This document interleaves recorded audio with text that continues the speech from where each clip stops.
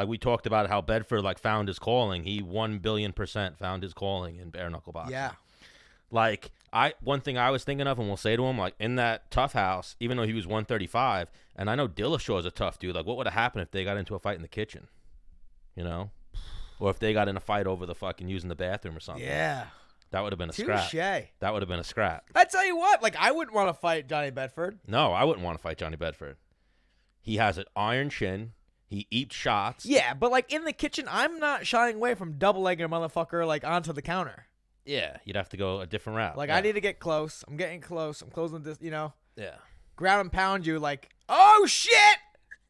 What up? What up, Johnny? We were just talking mad shit about you, dude. Good shit. Good shit. I'm sure you were. No, we were talking about how Stan was saying how he thinks you found your calling in bare knuckle fighting, and he said he was talking about how you were on the show, and he was like, what if, you know, Johnny Bedford and TJ Dillashaw like got in a fight like in the kitchen or like over using the bathroom? Like, what would have happened? I'm like, damn, that's a different. Fuck him up. I don't lose those fights. So I would have fucked him up. Yeah, like tight spaces. I feel like that's where you would even thrive. Like bare knuckle boxing is one thing, but put them in a phone booth. Oh, That's Johnny Bedford's type of fight. I like you, Stan. You're a smart man. I agree with you. Very smart. Very smart. But Johnny, if I'm fighting you in a bathroom, a tight bathroom, I'm still shooting a double. I'm trying. I don't. That's why I'm bare knuckle boxing. The double leg shot on me. But hang on, you know Johnny Bedford wrestled Division I, right? Yeah. Oh my God. Where's your mic? Right here. It's not going to be fun. Oh. Anywhere you fight him, it's not going to be fun. If you fight him in an MMA fight or a bare knuckle boxing fight, but like I was saying, I think put him in a phone booth. Like the fight with Crazy Felony. We don't want to call him Crazy Horse no more. Felony. Like every time that you guys gotten close, it's like you just bite on your mouthpiece and just slug. Oh, Johnny, turn your phone horizontal so you can see this. There we go. Look at that. Oh, there you go. There you go. Oh wow! Look. I don't even know how to use my iPhone. Ah! Oh, why? You just figured that out when Menace told you? No, I don't. I guess I don't FaceTime all that. Well, no, but when you FaceTime, 90% of the time you're FaceTime with someone else who has their iPhone and you hold it vertical. Right. Yeah. Yes. Yeah. Only on the Menace and The Man show do you need to hold your iPhone while FaceTiming horizontal. Yeah. So you get the whole thing. I get to see you both now. It works out better. Yes. Yeah. So Stan, before having Johnny on the show, I spoke to him on the phone just to arrangement. We started getting into it. I'm like, whoa, hold up. Like I want this to be organic talk here. I'll talk to you later. And I hung up the phone. But what were we? Hang on. We were getting into your fight you just had this past weekend, right? Yeah, this past 5 days ago. Yeah. Fought down in Biloxi, Mississippi. Obviously got the win. You were congratulating me. That's what started me on my little spiel, and you kind of said, "Hey, save this." So yeah, I mean, I'm not. It's not boo-hoo me. I'm happy to get a win, but the truth is I didn't fight a great fight. Right. That's what you were saying. You weren't happy with your performance. I didn't fight a great fight, and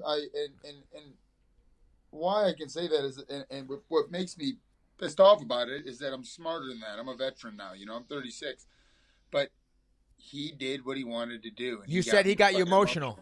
Right. He got me emotional, right? I wanted to make an example of him. I was like, this son of a gun's come over my sport, acting a fool, acting a clown. I don't know if you saw how he walked out, but he had his pants around his ankles. I mean, I'm backstage about to walk out with the mentality I'm going to kill this motherfucker. You know what I mean? Not the right mentality. When I'm loose, I'm having fun, my hands are down. That's when I'm at their best. When I'm I've watched it a couple times. I was forcing things. I wasn't my normal self. But it was still an exciting fight. I'll come to fight every time. And I think kind of what we said earlier, I'm kind of made for this sport. Right. Yeah, even I can fight bad fights and still get wins. I'm pretty happy to say that. You know what I mean? Yeah, when someone brings it out of you and you start fighting a little uncharacteristic, you're still game. It's still your type of situation. That's right. Yeah. Because I'm not gonna sit here and lie. You're my boy, so I'm watching him come out and do his thing at weigh-ins. I'm like, this is very entertaining for me as a fan, but as a homie to you, I'm like, yo, this motherfucker's gonna catch it, But hang on, I got it. Like Connor at first, I was like, fuck this guy. But then after he kept going, I'm like, this guy's fucking funny. Yeah. So he comes out, he's got his fucking I don't know. He's got his pants down. What was he?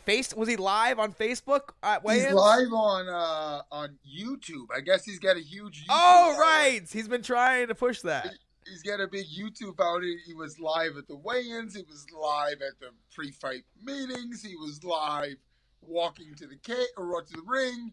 He was live at the hotel after. I mean, that guy. I went and found his YouTube channel now, and is it big? It's I don't know how big it is. I just declined a call. Sorry if you lost me. Oh yeah. I should have probably looked at that. I went and gave him a subscribe. I'll support his cause. Nice. That's what's up. It's good. Once you fight a guy, you get a little, you're cool with him after that. You know what I mean? Like, he had me blocked on social media for a while and stuff, and he was offended because of the whole I won't call him it anymore, just like you said. But after the fight, dude, he sent me a message on Instagram, good fight pimp or something like that, and then he said something about, I heard I hit you hardest you've ever been hit, and I was like, well, yeah, you definitely gave me some good shots. So I told him it was an honor to fight him, and thanks and whatever. So water under the bridge. There was never really any real animosity. I don't hate the man. I think he's a clown, and he was an opponent, and I'm thankful that Bare Knuckle got the opponent for me, and I'm thankful that he showed up to fight, and he made me fight for it. I mean, you can see on my face I'm busted up a little bit. For sure. Nothing crazy though. And me and Stan were talking on Tuesday, right? Mm-hmm. Because I was like, hey, I want to try and get Johnny on. We ended up, canning the show for Tuesday, and then we pushed it to today. And like you said before, is like you were a little bit emotional because usually you have this fucking ear to ear smile, and I saw you like almost like forcing that smile, like you were like I don't know, but like. Usually you have a way more, like, you didn't get the fuck off the guy. Usually you're like, come here, come fight right here. You didn't get the fuck off him. You stayed in his face the whole time. Yeah, I was trying to, make an example of him. And, when you're forcing things, Yeah. You're forcing things. You're trying to knock someone out. It's hard to knock them out. Yeah. You know what I mean? When you're just setting it up and letting things fly, the knockout comes. So yeah. I was forcing things, holding my breath, like just stuff I'm better than that. The emotions will do that. It's real. Yeah. And yeah, like you said, holding your breath, because afterwards you were breathing like fucking super hard, and I was like, damn, he really put out like a fucking ton of effort, and like you said, you must have been holding your breath to be like, like almost like you were holding your breath. You know what I mean? Like I was trying to, load up punches and stuff, and it was just bad performance. But again, I don't want to boo-hoo me. I got to win. I'm happy. Well, yeah. At the end of the day, everyone forgets. And if there's one guy who's going to bring that out of you, like, I want to hit this motherfucker, it's Charles Bennett. Well, the thing is that he's, like you said, he's a veteran. He's like kind of one of the pioneers in the sport. The dude's fucking... Oh, for sure. Almost 40, right? Like, he's been fighting in backyards. He's been in MMA, Pride. You know what I mean? He's been all over the fucking map. Yeah, no, for real. Strike Force, all that shit. But... he didn't fare well in bare knuckle boxing when he ran into Johnny Bedford. How did you feel at 145, bro? Dude, I ate breakfast the day of weigh-ins, bro. Like it's gravy. What the heart? I've made jokes on Instagram with previous opponents saying they're coming for my belt, and I told them like the hardest part about fighting you is making weight, homie. Like I'll beat you up again if you want to do that. Like sign me up. Like the hardest part is making weight. Right. 45 though it was easy. Shout out to George Lockhart and his team. They were out there for Bare Knuckle Fighting Championships. They were helping us out that week. Okay. So, which was very cool. 45 was good. Everything went well. For the weight cut wise, performance wise wasn't up to par, but again, got the win. Moving on. Getting ready for what looks like hopefully February. Yeah, nice. And I'm gonna put, a lot of people like. He's even fucking crazy. Or it's like you're skinny. He's small for the weight class. I'm like, no, he's fucking not. The dude's fucking 5'11". His shoulders are broader than mine. It's just like he just doesn't have any like a lot of muscle on his bones because otherwise he won't make weight. The only reason I'm like Johnny Bedford's a big fucking guy. When you're standing in front of him, he's wide and he is fucking tall. He's a big dude and he's got reach, and his knuckles are bigger than his fucking hands. It's weird. Well, yeah, that's even what I said to Put your paws Menace. up to the camera real quick. Look at his fucking knuckles. Well, the one that you're talking about is jacked right now. It's all swollen up. So there's the left, and then there's the right. Ooh. Dude, his right hand, the middle knuckle of his right hand, is as if it's a fucking like he's a velociraptor. You know, they have that one fucking huge claw. Yeah. That's his right hand. That thing's grown over time, I'm sure. Oh my god. I Well, broke this damn thing so many times. Like, Well, that's what one thing you alluded to is that you don't have to cut weight, so you feel better and you're like, healthier. But obviously, when you fight Artem, that's what I was saying to Menace. Artem's going to be a little bigger than you. I disagreed, but well, my theory in that is Artem can't make 135. Like Johnny struggled to make 135, but made 135, or it was a tough cut. I mean, I've made it 25 times at this point. But now this is a different fight. There's no grappling. I think that's when the size comes into play a little more when you guys are like in the clinch. And I disagree. I think the size comes into play when you are grappling, where you are a heavier guy and you have more mass to move. That's what I just said. It comes into grappling. It comes into play when there's grappling. When there's striking, it's just like it's different in striking. Throw your weapons. Artem size is not an issue for me at all. I'm going to be the bigger guy. He might weigh a couple more pounds than me on fight night, but I'm going to be the bigger man. I'm going to be longer. Longer reach, taller, rangier. Yeah. Yes. He'll be struggling to make the weight. It is perfect. And they should have already given you Artem, but they went with that Jason Knight fight, and then. Well, the thing is so Johnny was alluding to, previously, like, yo, Artem, where you at? You know what I mean? And then Johnny fought at 145, showed what he looks at 45, and Artem came out and was like, all right, sure, you could use the publicity like he's a fucking. A stud, yeah, he deserves it. And I gotta respect that. Well, no, Artem's not the one to be like, okay, I select you to be like famous. Like, fuck you. I mean, he does have a big phone. He does. He kind of is actually. Yeah, he is that a little bit. I thought the call out. I took the call out as zero disrespect. I agree. I thought it was really cool of him. Smart. I think it was really smart. I think he's really smart. I think he needs a fight. I think I'm the big money fight for him now, and I think he's for some reason thinks he might win, but there's no way in it. I'm gonna no, but yeah, I mean, I thought it was worded right. He said, "I need your wins, you need my notoriety, or whatever. We both need our families fed." I've heard Florida's nice in February, and shit, it took me 30 seconds. I am in. Sign me up. Yeah. And then Stan was saying Artem is the Homer Simpson of like fighting. Yeah, a little bit. I'm gonna.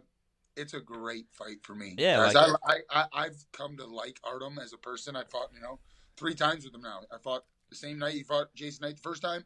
I won a world title the night he fought Paulie Malignaggi, and I fought obviously the same night he just fought the Jason Knight rematch. I've come to get to know him and his coach David Jones. They're actually really good people. You know what I mean? Kind of. It's funny. My coach Rafael Casillas told him, like, I didn't fucking like you.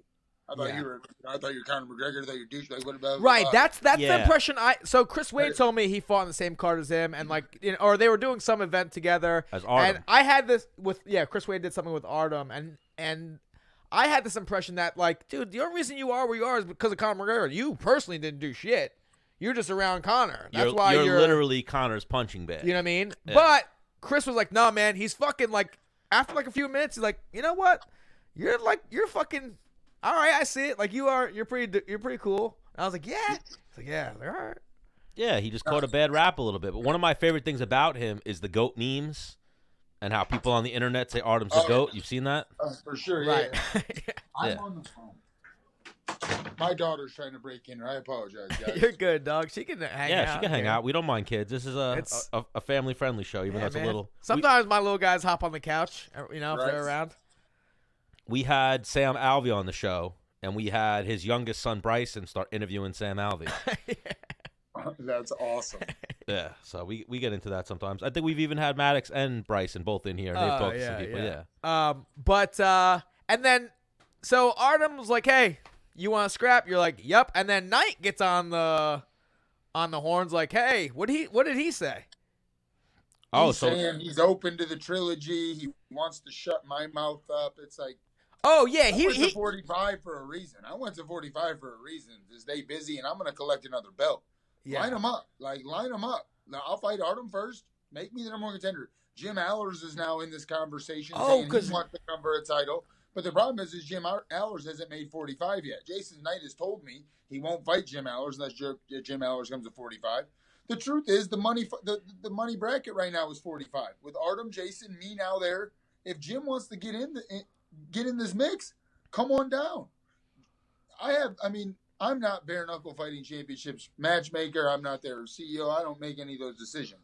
But I'd be okay with give Jim and Jason Knight a 145-pound title fight. Make them the co-main event because me and Artem's going to be the main event. But I'm going to beat them both. I want the number one. I'll beat Artem and become the number one contender, and then I'll fight the winner of Jason and Jim. Yeah, I enjoy bare knuckle fighting, and Dave Feldman, whoever the matchmaker is, they're fucking up right now because they're not making Johnny Bedford the star. You have a guy right now undefeated in bare knuckle boxing, comes from the MMA world, so you can sell that angle too.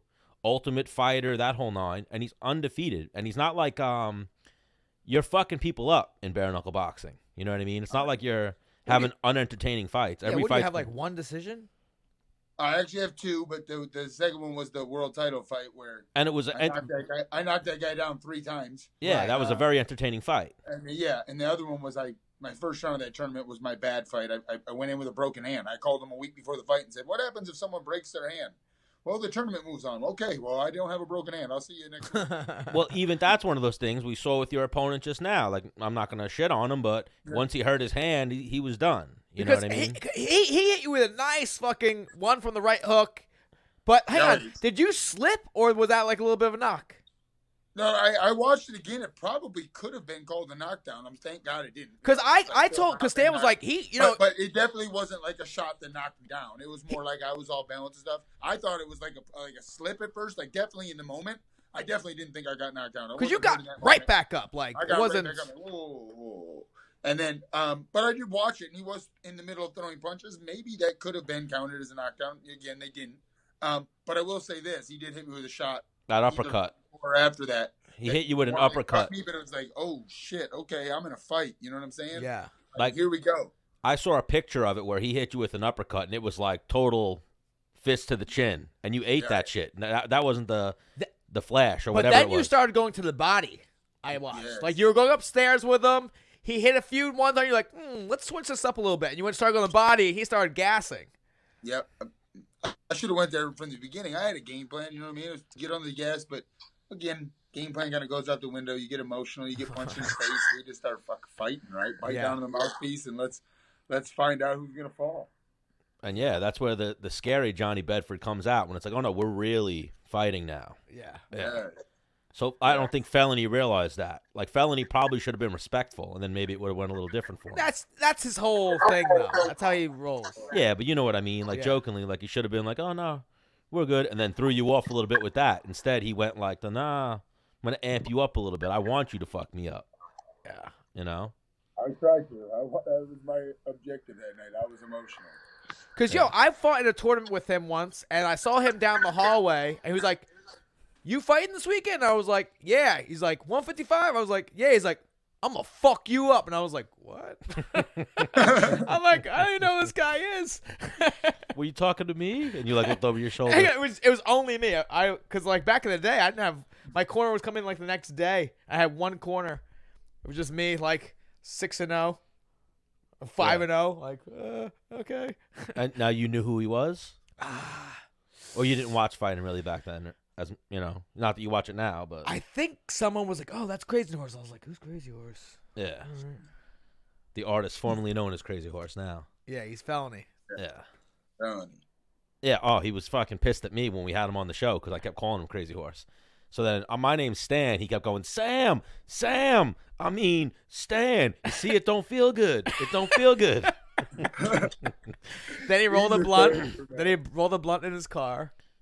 Smoked it. Oh no, he was overweight at first, and he went out and went on YouTube Live, and he said he's gonna smoke this pound off, and was smoking weed in his car. In the 2 hours he has to make weight, he's out in his car smoking weed. Wow. With the heat on, he's probably sweating it out. That's amazing. Bro, I he, get- he was in trying to cut weight and get in shape for the fight with you.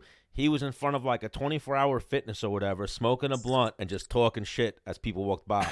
Like, yo, I'm gonna fuck that bitch right there. Yeah, if she wants it. She don't even know she wants, same shit like that. He's crazy. It was entertaining.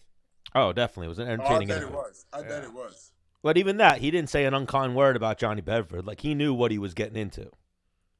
Well, good. Yeah. Yeah, he was actually I didn't get to respectful. see a whole bunch. Like I said, he had me blocked on social media, so I didn't get to see any. Which Oh, I didn't he like. did? I like Well, talking shit. Well, you I see, like that build up. he had a bigger social media that got deleted. Right. Yeah, that's what I mentioned to you. I typed that to you on Instagram, that he didn't block you. His shit got deleted, but then I guess he blocked you with his burner account or whatever. Because, yeah, he had like 40,000 followers, and the day after he was on our show, it got deleted. Not saying that's coincidence. Oh, but, really? Yeah. Oh. He probably posted some shit. Instagram don't play no games. Did you get it? Nah, I don't think so. Not as fast as Johnny Bedford. I thought that was a spider at first. How's Texas right now, dude? Texas is good, man. I'm at the gym now. Weather's decent. We're like 75 today. Oh. I'm sure you guys are freezing up there in New York. No. We got global warming. Yeah, it's like 49 right now. Right? Yeah, that's good for you up there right now. That's Yeah. good. Yeah, I was born in the north, born and raised in Toledo, Ohio, so we got that lake effect up there. It's cold this time of year, but We got 46 right now. We got 53 tomorrow. So, yeah, it's not too bad right now. And no 30s for the next week. Yeah, I like that. Yeah. that's great. The Northeast ain't too bad right now. What's the name of your gym, Johnny? Fitness Fight Factory. And where is that? Right outside of Fort Worth, Texas, a town called North Richland Hills, Texas. What's the address? 8443 Boulevard 26, North Richland Hills, 76180. So why would someone come to your gym? We got the best gym in DFW. I've got a savage team. That's the crazy part. Like, I can go on tangents here. I'm a better coach than I've ever been a fighter. Well, now this is your gym. Yeah, This yeah. is my gym. Yeah. Well, you have a partner in it, right? You're a boxing coach? Yeah, I have partners. I'm a majority owner here. But yeah, January 2nd will be 10 years in business. I owned a gym before I was anybody. Right, you had the gym when you came on the show. Yes, I That's owned a gym right. since January of 2010. I didn't do the show till 2011. Right. I've got a really, really good team here. I've got 4 or 5 guys that'll be signed by big major organizations the next year or two, like for sure. Females, I've got Levi Miles is a top ranked 135 pounder in the country right now. Devin Miller's a 35 pounder. I've got Valerie Soto, who's a female. She's super marketable, super cute, and will fight. Probably should do bare knuckle. She's got kind of fighter, just wants to get in the face and bang. No, we got a really good team. But what about I'm saying like the average Joe, like probably way more people would watch this show. I've got 75-year-old ladies who come to boxing class 4 days a week. I've got fitness classes, boxing, kickboxing classes. I've got one room that's just got punching bags in it. I've got another room that's got 2,500 square foot of all mats, all caged in, full boxing ring, another set of boxing bags over there for we call it kind of the combat sports side, and then the fitness side. In the fitness side, there's a bunch of suspension trainers and squat racks, and obviously 25 bags. So wait, you're there right now, right? I'm in the massage room right now, hiding because it's the only place quiet. Give us a little tour real quick. One thing that we've gotten into, before we lose you, let's get some. Here, let me flip it. I guess I'll flip it. Yep. We're good with that. This would be the combat sports side, obviously the boxing ring and rubber floors for sprawling, and then the big mat area. Okay. So it's pretty legit. I've got all my nerdy pro fighters sitting here playing Magic the Gathering, and I'm not even kidding. They're playing Magic? Dude, I'm not even kidding, guys. Magic. Magic the Gathering. But as let's go back to that conversation because you wanted a tour. So I'm walking back out towards the front, obviously. Bathrooms, retail, blah, blah. Main office. Okay.